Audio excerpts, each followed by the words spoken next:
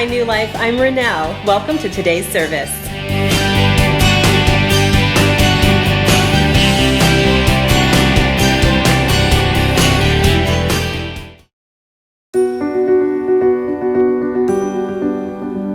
My husband Pablo and I had just graduated from Bible school.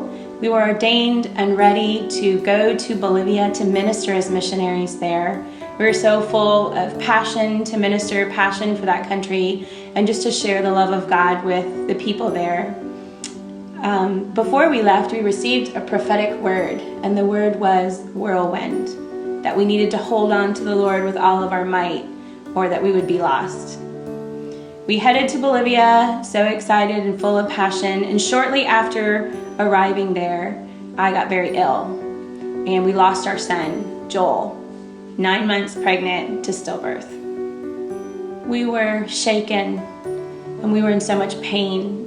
Losing our son was something we never expected, and I was very ill. Needless to say, that time in our life was one of, if not the most painful times that we've ever experienced.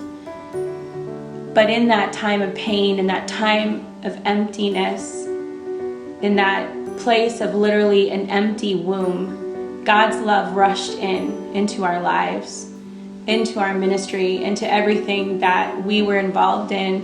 The presence of God was tangible with us in that place in Bolivia and in our home. 1 Peter 5:10 says, "And after you have suffered a little while, the God of all grace, who has called you to his eternal glory in Christ, will himself restore, confirm, strengthen, and establish you."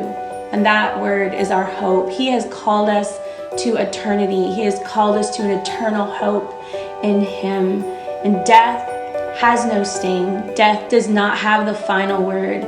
And even though my belly, my womb was empty, death doesn't have the final word. Death has been swallowed up in victory. The final word was settled at the cross when Jesus rose again, and we have an eternal hope because of what Jesus has done for us.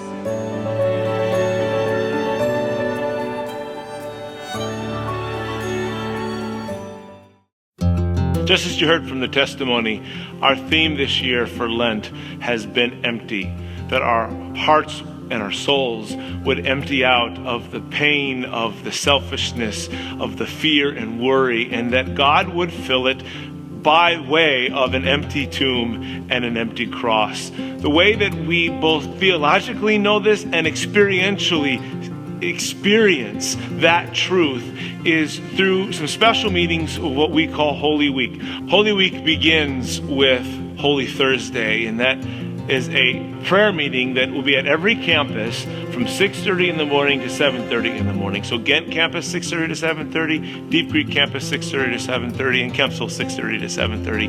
And it will be a prayer meeting that is focused around John 13 and Jesus serving us, him coming to wash our feet and instituting the Lord's Supper and given to us to fill our souls. And so make it a part of your experience next week that you would come and gather together as his church and join us on one of those campuses or one of those mornings to experience God's service to our hearts. And then on Friday is our Good Friday services. Here at New Life, we have what we call a Tenebrae service. Tenebrae is Latin for shadows, and it's a service where all of the sanctuary is stripped of its color, and we focus on Christ's suffering, his death, his betrayal, and ultimately his being buried in a tomb.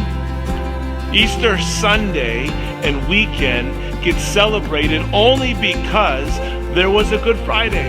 And it's a time where we focus on the sin that is present in our heart that caused Jesus to empty himself and go to a cross. Would you consider making this service a part of your Holy Week encounter as we see God filling our hearts? We'll see you at one of these services. Well, that's it for the announcements. If you have any questions about anything you've seen or heard, check out our website, newlife.global.